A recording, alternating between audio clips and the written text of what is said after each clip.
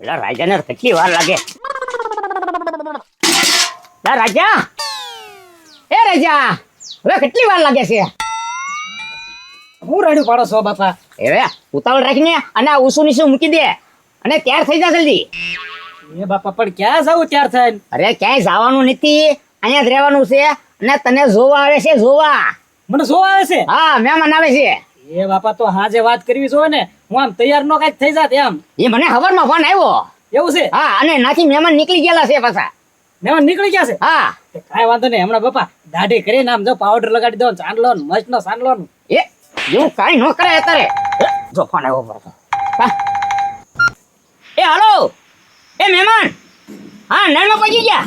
એ તો હું તમને શું કહું છું, એ 4 થાંભલા વટી અને વહી આવો. અને નો ચડે ને તો કહેજો કે ભૂખડભાઈ નું ઘર ક્યાં છે એમ.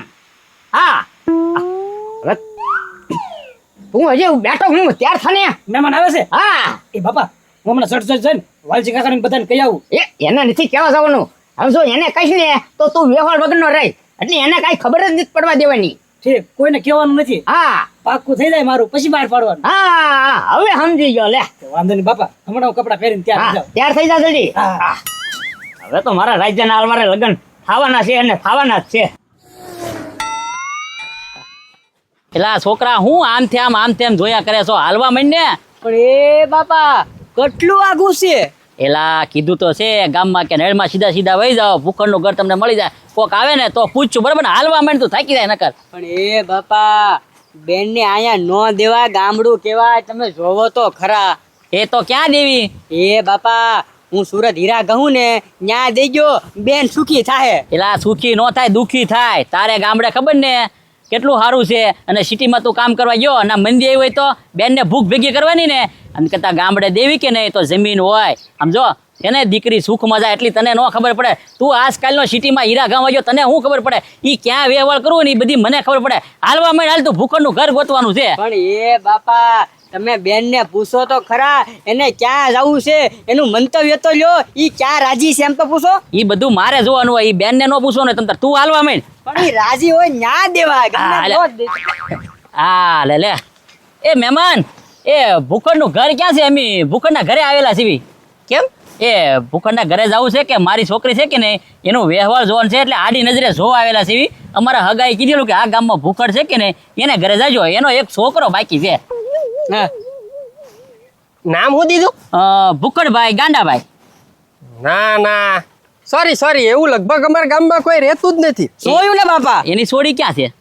એ તો એમ કીધું એક છોકરો છે, આ કે સોડી છે. એ એવું એને ક્યાં કીધું બાપા? તો એમ કે ને સોડી એમ. એ બાપા એ એમ કીધું કે એવું અહીંયા કોઈ નથી. ભૂખડ ગાંડા, ભૂખડ. એલા ભાઈ ભૂખડ ગાંડા. એક છોકરો છે એનું નામ રાજ્યો છે. એ બાપા હાલો ને નહીં ખબર હોય. ભૂખડ કાકાનું કામ છે ને રાજ્યનું જોવા એવા ટલ્લે ચડાવવા પડશે.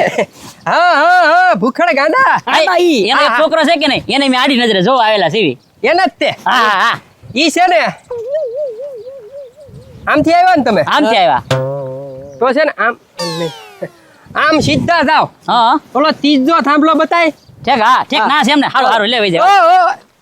ન્યા નહીં, ન્યાથી છે ને જો હામી ગલી પડે. હા, ન્યાથી છે ને ત્રીજું મકાન છે. ઠીક. હાલો. ત્રીજું મકાન છે ના ને?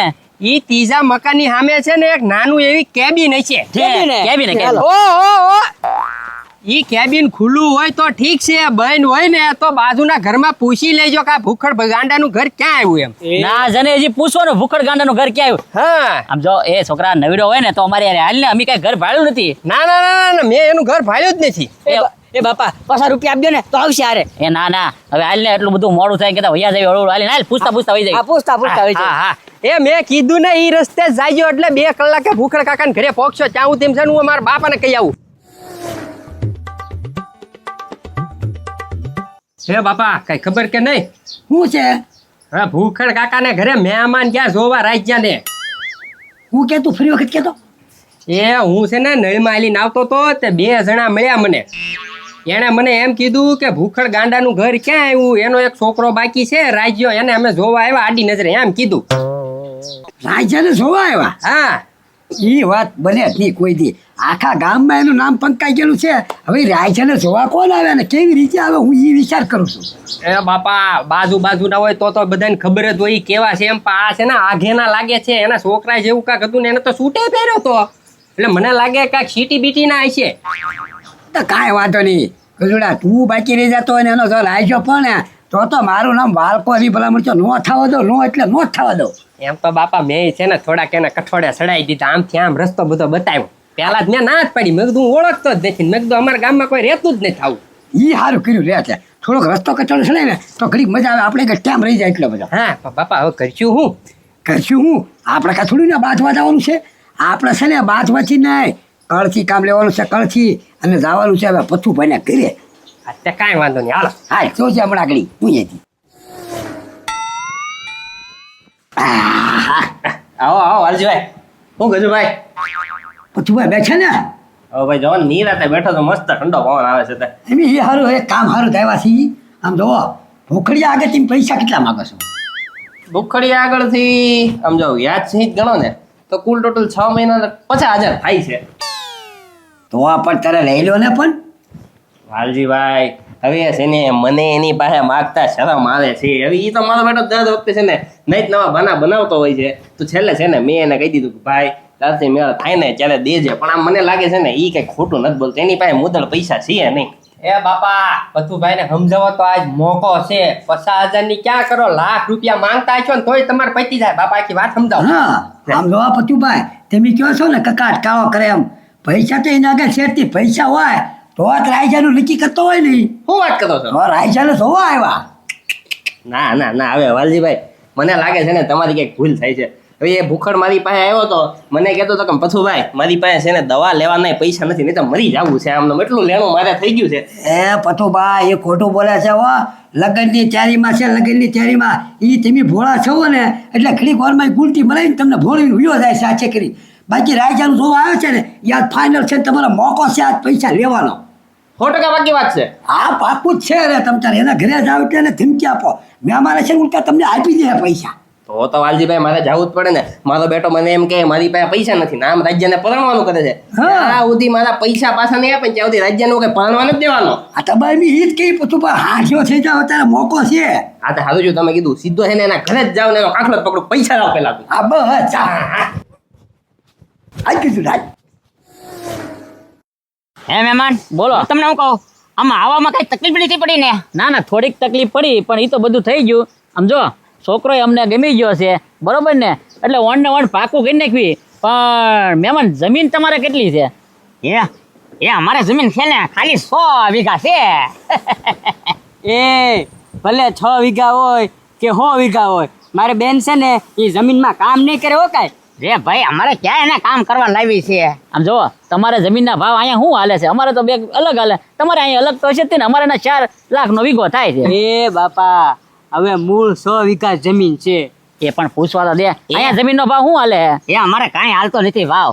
હવે 1.5 કરોડે વીઘો માગે. 1.5 કરોડનો વીઘો? હા અરે આવ્યો તો એક બેઠક વાળા. મેં કીધું કે 2 કરોડ ભાઈ ને તો આવજો નકર નહીં.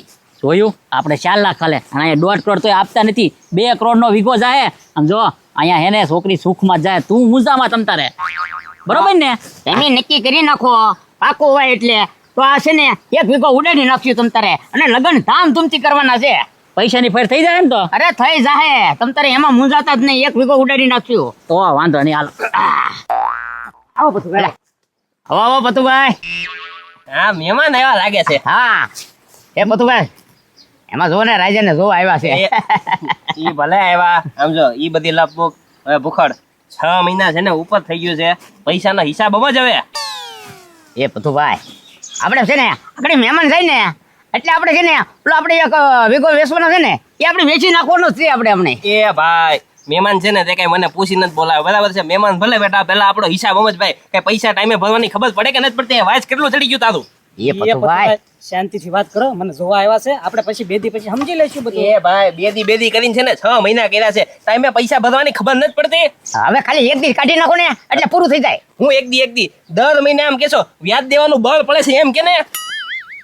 એ ભાઈ જો તમારે ભલે મહેમાન બેઠા ભલે તને જોવા આવ્યા આમ જો અત્યારે છે ને 50,000 રૂપિયા પૂરા છે ને હું લઈને જ જઈશ ત્યાં સુધી હું નથી જવાનો. એ પથુભાઈ એમાં એવું છે ને પેલો માગવા આવ્યો ને એને મેં 2 કરોડ કીધા એ ના પાડી દી પાછી કે એ ભાઈ તારા 2 કરોડ તો કેદી થઈને તું કેદી વેચો હું કઈ એટલી બધી રાહ જોવા અહીંયા નથી બેઠો.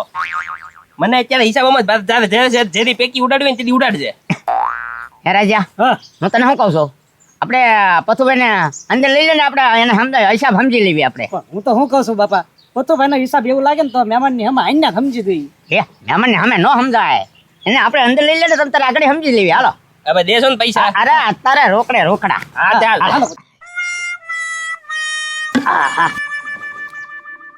એ બાપા જોયું ને 50,000 ખાલી માગે છે, વધારે નથી માગતા. અને એની જમીન વેચાઈ જાય ને તારે આપી દે કેતો છે ઈ. પણ એ બાપા વાહે ઘર તો જો નકરું રણ પડ્યું છે આમાં કેટલું મારી બેન કામ કરશે. આમ જો કાંઈ કામ નહીં પડે હવે. આમ જો જમીન વેચી દે કે ને એટલે બંગલો બનાવી દે કે ને ઉલટા કામ વાળા રાખશે, કામ નહીં કરવું પડે. એટલે આમ બોલતો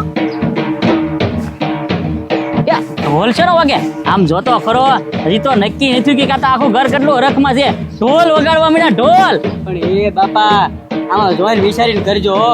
મને કાંઈ લાગતું નથી હવે. લાગતું નથી, ભાળતો નથી, કેટલો હરખ છે. આમ જો કેવો ઢોલ વાગે. આવી ગયા તો પાછ.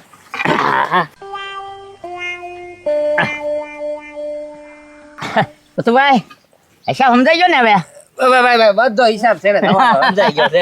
તમે મહેમાન ને સંભાળો હું જાઉં. હા જાઓ મારું કામ છે ને પાછું સોખું જ તી. એ મહેમાન અંદર શું કરતા હતા? કાંઈ નહીં હિસાબ સમજતા હતા. ઠીક, તમારે અંદરના હિસાબ સમજવાનો હોય. હા એટલે ગામડાને ખબર પડે ને આમ ઢોલ વગાડતા જવી અને હિસાબ સમજતા જવી. એ મહેમાન તમારે અહીંયા રિવાજ ઊંધો છે, અમારા ગામડે રિવાજ ઊંધો છે. અમારે હિસાબ સમજવાનો હોય કે નહીં, તો અમારે તો જાહેરમાં લાવે, પૈસા દે અને જાહેરમાં હિસાબ સમજે. જો તમારે વ્યવહાર અલગ છે અને અમારા વ્યવહાર અલગ છે, બરોબર ને? એટલે તમારે ને અમારે હે ને મેળ નહીં થાય. એટલે હે ને વણ હે ને કે વ્યવહાર કેન્સલ. એટલે તમારા છોકરાને જ્યાં ભણાવે હોય ને પાણી દેજો, હું મારી દીકરીને જ્યાં ભણાવે ને પાણી દે, બરોબર ને? આપણે હે ને કેન્સલ. મહેમાન હાલો રામે રામ. એ રામે રામ આવજો. એ મહેમાન એ મહેમાન અરે આયા બોલાય ને હિસાબ સમજવી. એ બાપા તમને હું કહેતો હતો કે પથુભાઈનો હિસાબ આઈને સમજી લઈએ તો આપણે ઉલટા વટ પડી જાત.